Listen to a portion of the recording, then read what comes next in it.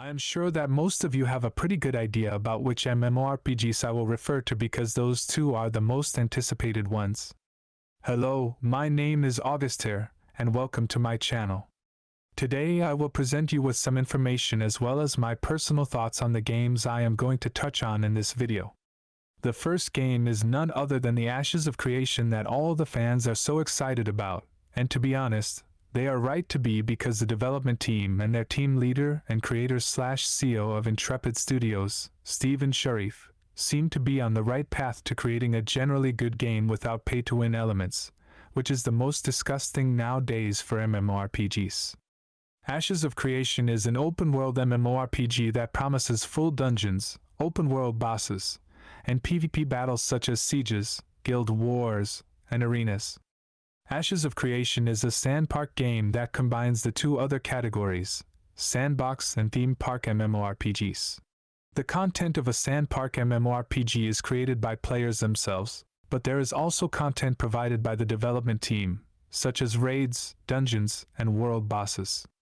This means that we will have the freedom to make our own choices about how we want to interact with content, but we will also have classic experiences like dungeons, etc. The class system will be the Holy Trinity: DPS, Tank, and Healer. There are 8 primary archetypes for the main classes: Mage, Summoner, Cleric, Bard, Fighter, Tank, Ranger, and Rogue. After a while, you can select a secondary archetype, giving us 64 variations of the primer ones. The creation of Ashes of Creation, as well as the formation of the development team, began in December of 2015, with the Alpha 1 early preview streamed by Intrepid Studios in March of 2020. The most important thing for most of us is that Steven confirmed that there will be no pay-to-win, and that the game will only make money through a monthly subscription, which will be $15 per month, but also that there will be a shop for cosmetics and mounts. The thing that keeps this game alive even though it is far from being released soon is the constant information shared by the creator team on a monthly basis with live streams and videos about the improvements to the game. Last but not least, Steven is a gamer with 25 years of experience, so most of us hope that he will be able to create a game without the problems that we frequently encounter in MMORPGs because the devs are a little cut off with the updates because they don't fully understand the needs of the players and how they will affect them. The game started its development on Unreal Engine 4, but it was updated to Unreal Engine 5 in the fall of 2021. The game will most likely be released in the second quarter of next year, or in 2025. These were the basic things that I wanted to cover now, which brings us to the second MMO. The second MMORPG is none other than the one announced by Riot Games. Of course, we have no information nor footage of the game, but just the announcement that Riot plans to release an MMORPG is a huge deal because of the following and the success their games have had. It all started with League of Legends and the enormous fan base it attracted over the past few years. Then Riot decided to set foot on many different kinds of games, and that resulted in the creation of the first ever shooter that hit Counter-Strike's numbers, as well as teamfight tactics that became the best auto chess game. All of that proved that when Riot wants to create a good game, they take the best ideas from their competition and, with their touch, turn them into the most successful games. So now it's no surprise that as soon as they announced that they have MMORPG planning behind the scenes, the whole community of this type of game saw a spark of light. There are many reasons that contribute to this, such as the possibility of a long-lasting MMORPG without pay-to-win features because, as history shows, Riot wants to fairly monetize their games, and we hope that their MMORPG won't be an exception to that. As the last few years passed, we saw the aggressive and predatory nature of monetizing in almost every MMORPG. Another factor is the experience of the team that will create their game under the leadership of Greg Street, who previously worked for World of Warcraft for several years.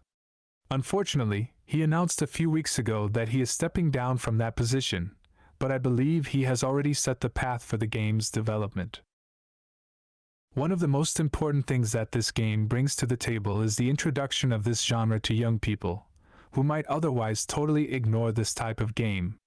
Over the years, Riot has made the lore of League of Legends very rich, and they plan to transfer it to this game, so the canvas for the world will be Runeterra. Runeterra already has a map with multiple regions and locations, and we can interact with it at their website. As you can see for now, there are 11 regions, and from each region we have champions representing them. So a lot of the groundwork for the world was already done by Riot before they even knew that they would try to create this kind of game.